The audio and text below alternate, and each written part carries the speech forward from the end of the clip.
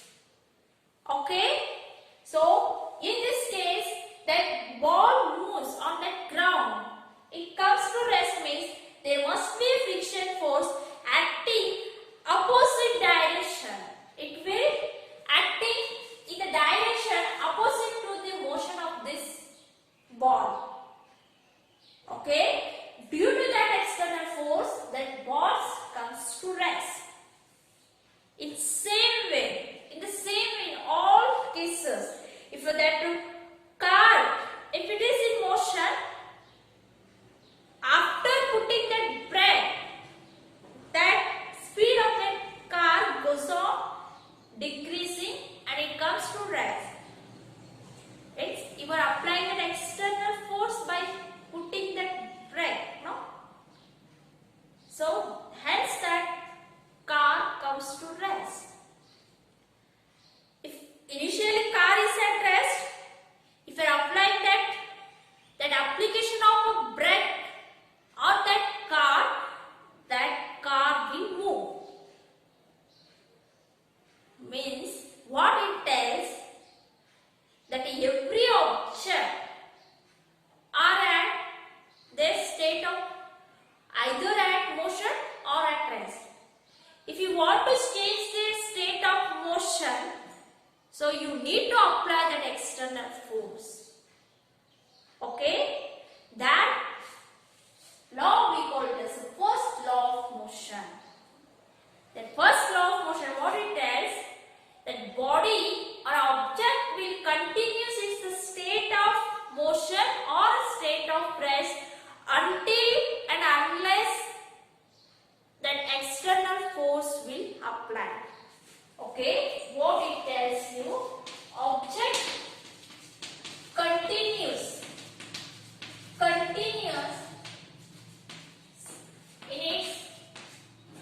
in its state of motion or in rest until an external force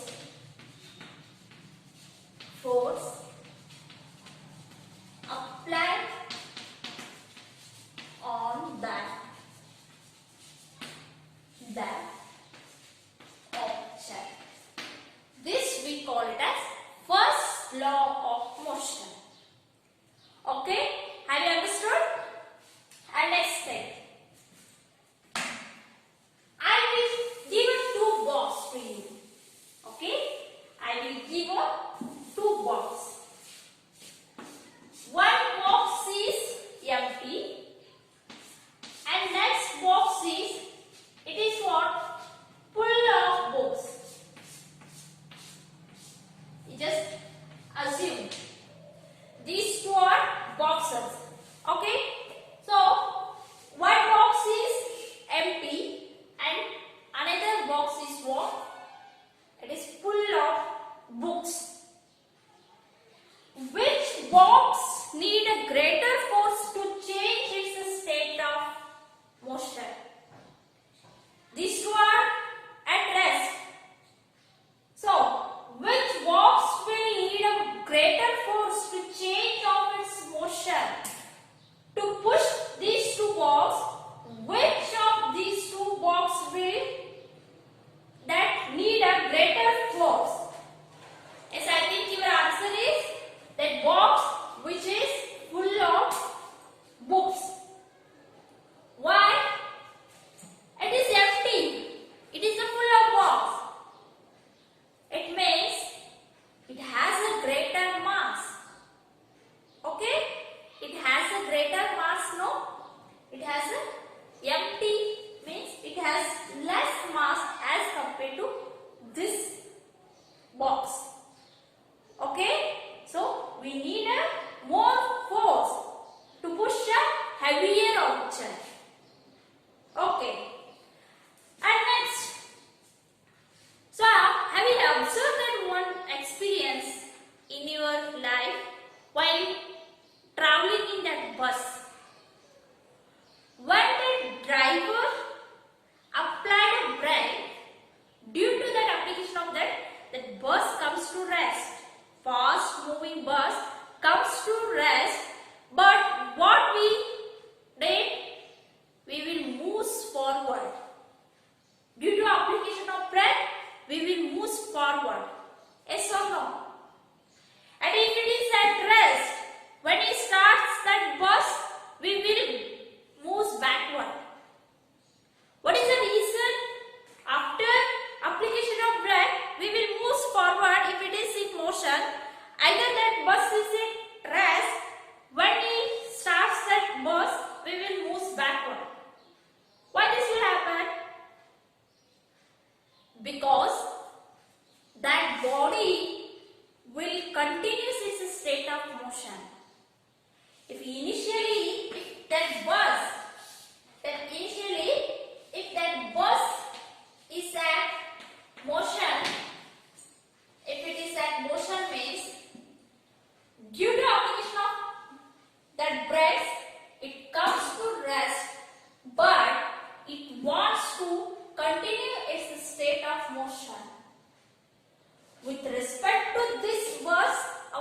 body is also in motion. When he applies brakes, we want to move forward. We want to continue our state of motion, hence we move forward. Our body will resist to change the state of motion.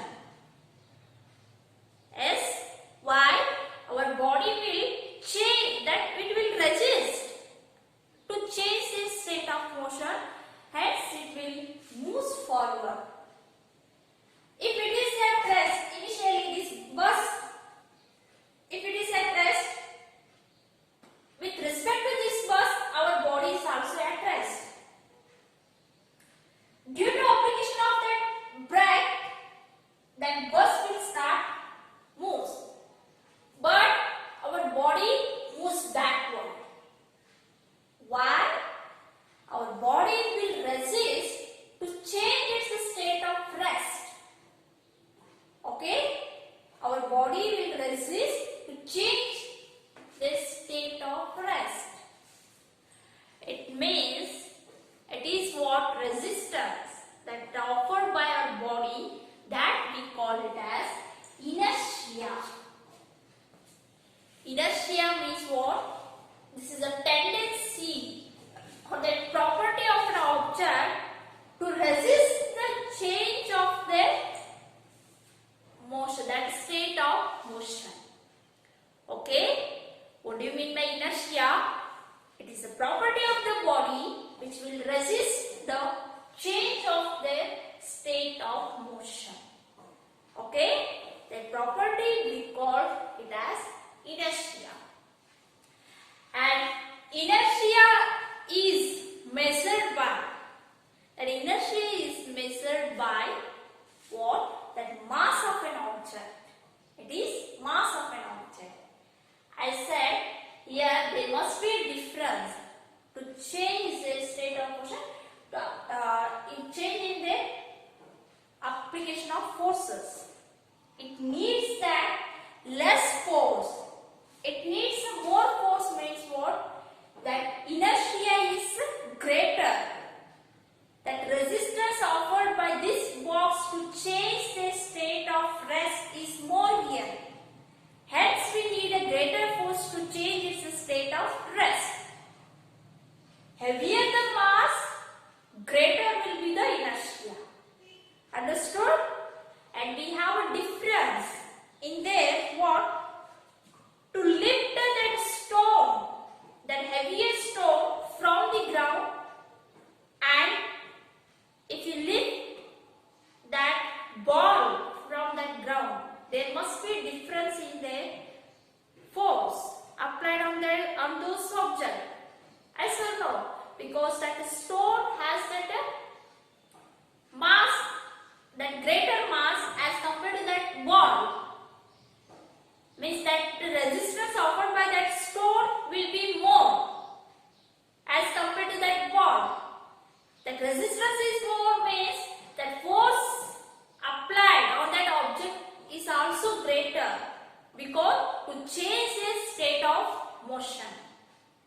Okay, understood? So that resistance is nothing but it is the inertia. Inertia is the property of the body which will resist the change in their state of motion. Understood? That inertia is measured by their mass. Okay? Clear? Okay. And next, that second law of motion. Okay, I said, if mass is greater, force applied on that object is also greater. Means that force is directly proportional to that mass. Mass increases, force also increases.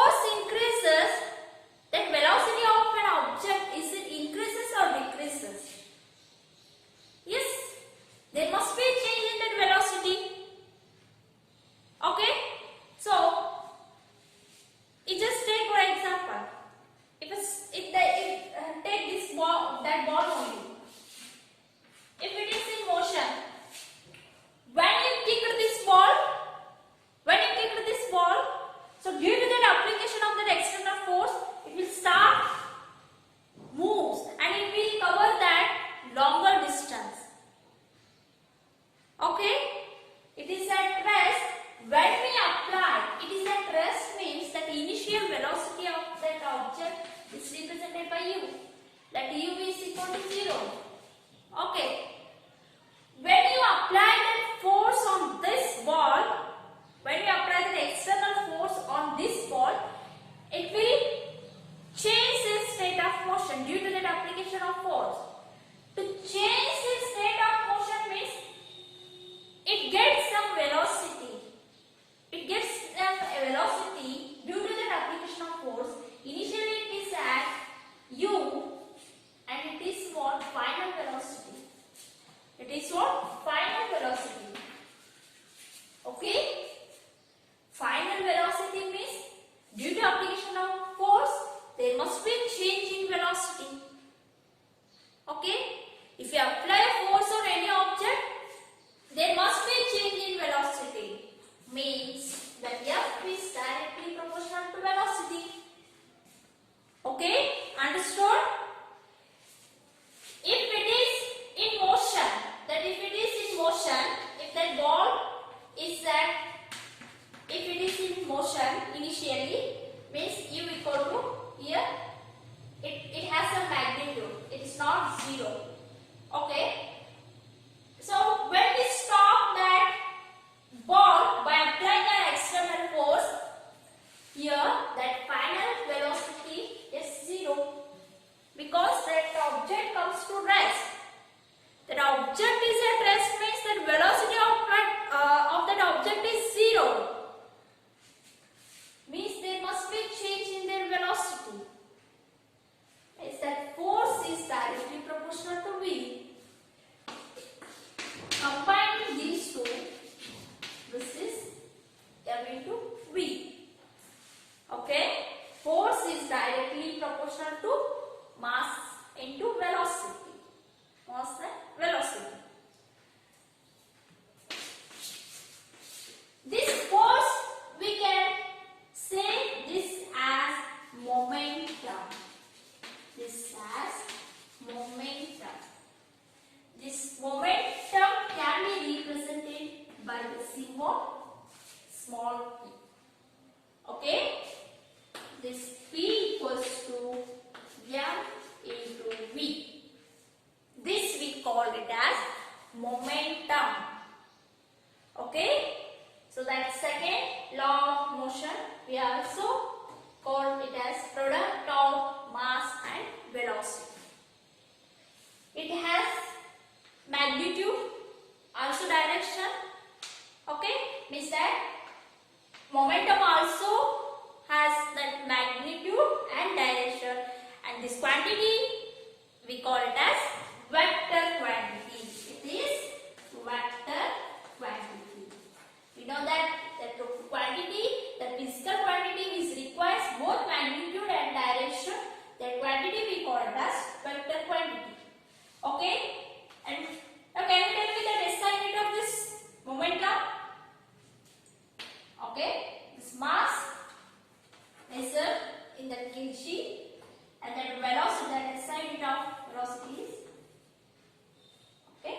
This is what? Kg meter per second. So, either you may write like this also, kg meter per second. Got it? Okay. And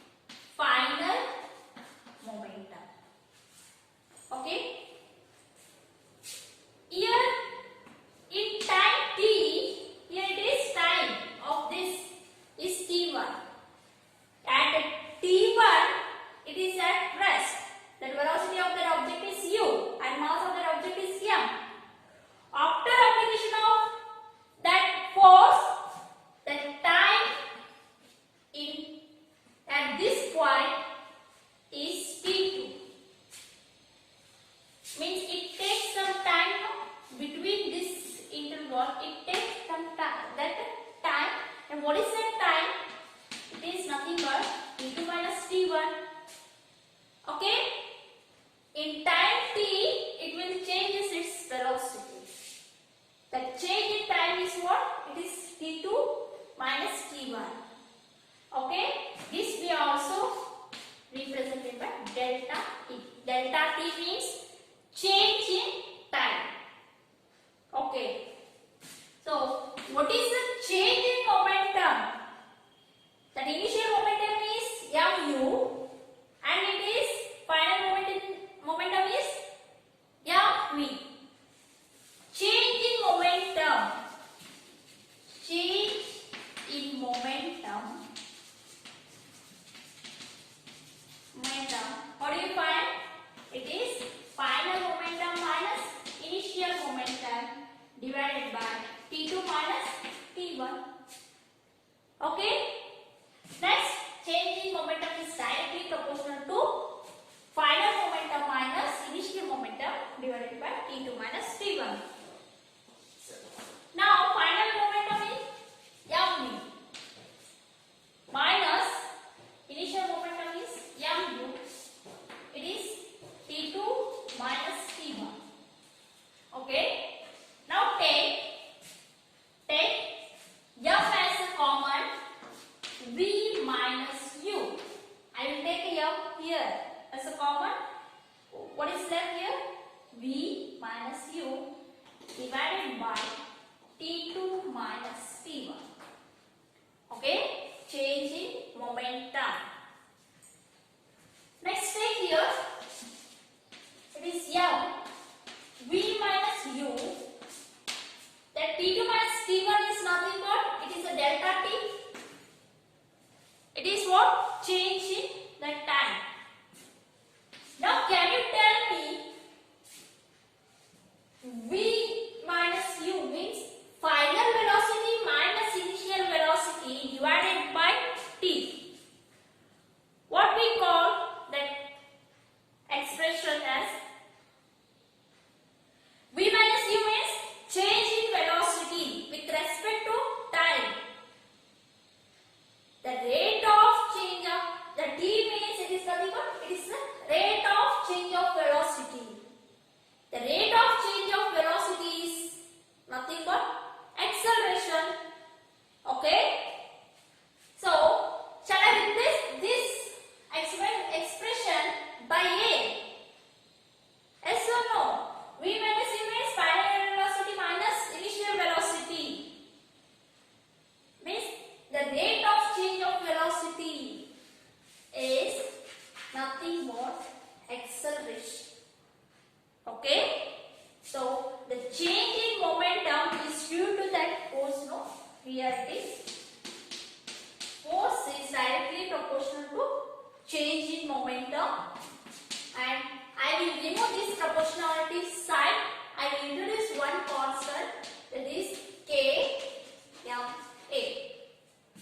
This is constant of proportionality.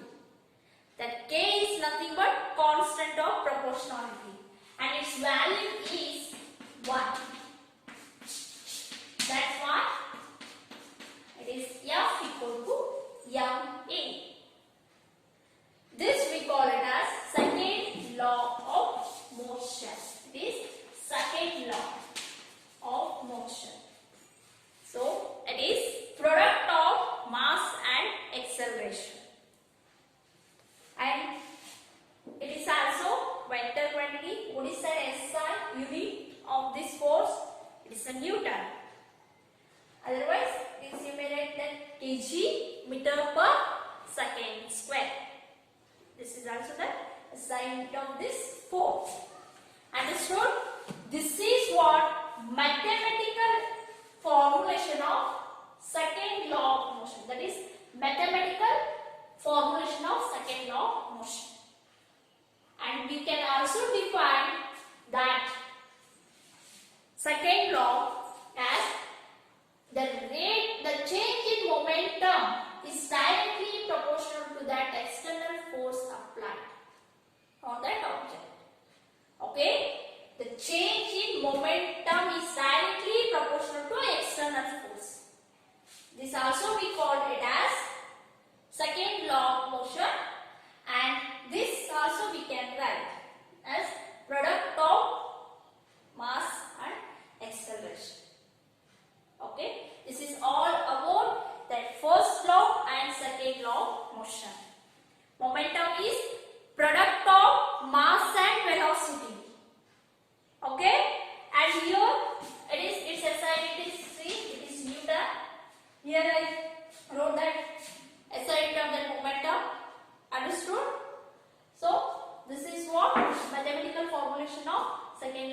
motion. I think you all understood this concept. You should read that textbook and write the first law, second law, and what is that momentum, and SI unit of that momentum, and next mathematical form and the law of this second law in terms of momentum and in terms of this mass and acceleration. Okay? That you should bring your textbook with that science textbook and with that note. What you written in that book? No, you should bring once in a week. I will sign it. You should take a sign of that notes. Make a notes. Solve that exercise questions. Okay. If you have any notes, come. And from that Monday to Saturday, I will be here only. So take that sign of that notes. Okay, students, you should read again and again. If you don't understand anything, you may contact me. Okay, thank you.